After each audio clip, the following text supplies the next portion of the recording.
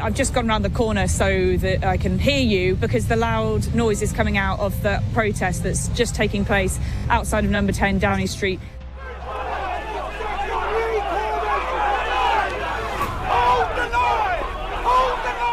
Right now, outside the most famous door in Britain, something is breaking. Not a window or a gate, but something much bigger. The trust between a leader and his people. And tonight, that broken promise has a face. Keir Starmer. Thousands of people are flooding Downing Street. They're not carrying weapons or causing trouble. They're carrying bills. Energy bills that went up 3 times higher. Heating bills that force families to make terrible choices. The kind of bills that don't care if you vote Labour or Conservative. They only care about one thing. Can you survive? This isn't some small party rally, this is a people's revolt. And the scene is like nothing we've seen before. Now, from Parliament Square all the way to the iron gates of number 10, the crowd is packed so tight that police had to close 3 streets around it. People are holding signs written on the backs of final payment notices. The chant started at 6 p.m. and 4 hours later, they haven't stopped. This isn't random anger, this is organized pain, and it's been building for 2 whole years. Let me take you back to how we got here. In 2024, Starmer made big promises. He said Labour would bring stability after years of chaos. He said they would rebuild trust. He said they would put working people first, and he promised to handle the cost of living crisis with courage and compassion.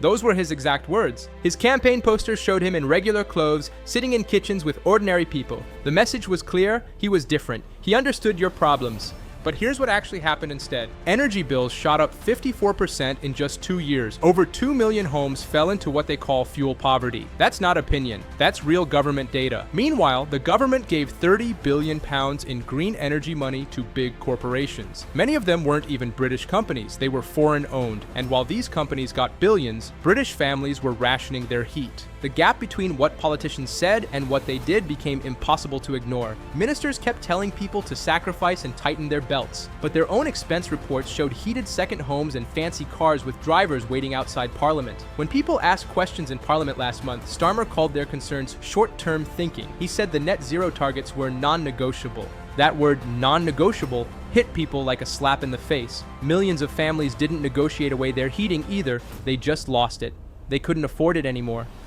The video clip of Starmer saying this went viral in hours, not because of his words, but because of how he said them. He sounded dismissive. He sounded like he was reading from a script, like someone who never had to worry about keeping his kids warm in winter. So who's out there protesting tonight? These aren't troublemakers or extremists. These are NHS nurses still wearing their medical scrubs after working 12-hour shifts. They're holding signs that say, "I save lives but can't afford to heat my home."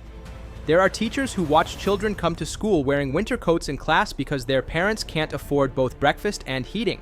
There are pensioners who worked for 40 years and now have to choose between buying medicine or staying warm.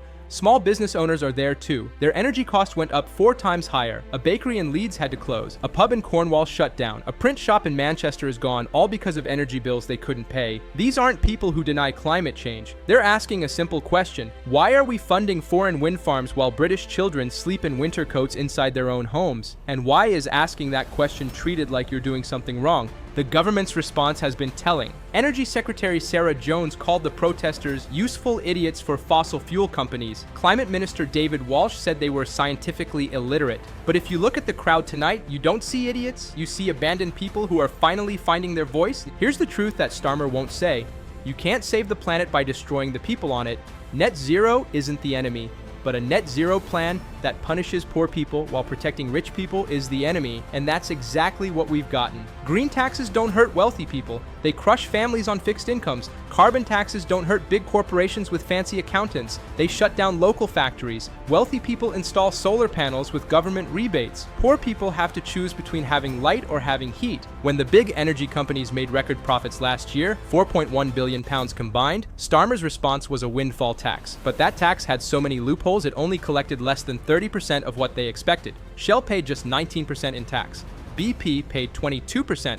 Meanwhile, a single mother in Birmingham has to pay 100% of her doubled energy bill. No loopholes, no accountants, no way out. That's not governing, that's theater, and the audience has stopped clapping. The numbers tell a brutal story. In 2024, 8% of British households were in fuel poverty.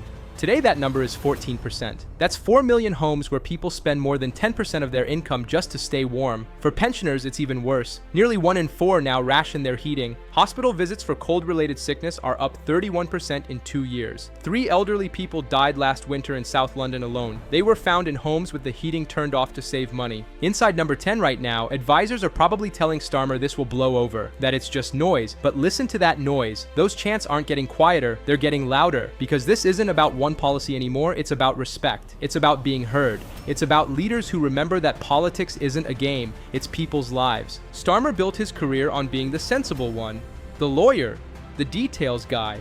But somewhere between being in opposition and being in power, the details stopped including regular people. His speeches became PowerPoint presentations, his answers became scripts, and his empathy vanished behind the word necessary. He called rising costs a necessary sacrifice. That's easy to say when taxpayers cover your heating, easy to preach when you've never sat at a kitchen table trying to figure out if you can afford to boil water for tea. Here's what makes tonight different from every other protest. This isn't organized by unions, it's not funded by opposition parties, there's no single leader, no manifesto, no 5-point plan, this is real. The kind of anger that doesn't need a PR team because it's fueled by kitchen table math that simply doesn't add up. When a nurse working full-time can't heat her home, the system isn't just stressed, it's broken. When a pensioner who fought for this country in the Falklands has to choose between tea and warmth, we haven't just lost our way, we've lost our soul. Some politicians are starting to break ranks. 3 Labour members of Parliament released a statement calling for an urgent review of energy policy. Translation? They're hearing from voters and those voters are furious. One Conservative MP who normally supports net zero told reporters, "We can't ask people to save the planet while we're bankrupting them. That's not policy, that's cruelty." So what happens next? History shows us that when this many people gather with this much real pain, one of 2 things happens. Either the leader listens and changes course, or the leader falls. Starmer still has time for option 1, but the clock is ticking louder than those chants. The British are famously polite, famously patient. We queue properly. We apologize when others bump into us. We suffer in silence because making a fuss isn't proper, but there's a limit. And tonight, outside those iron gates, that limit isn't just being tested, it's being smashed to pieces. This isn't about left wing or right wing anymore, it's about the people at the top making decisions and the people at the bottom living with them. And right now, the people at the bottom are making something very clear. They're done being managed, they're done being lectured, they're done sacrificing while watching those in power sacrifice nothing.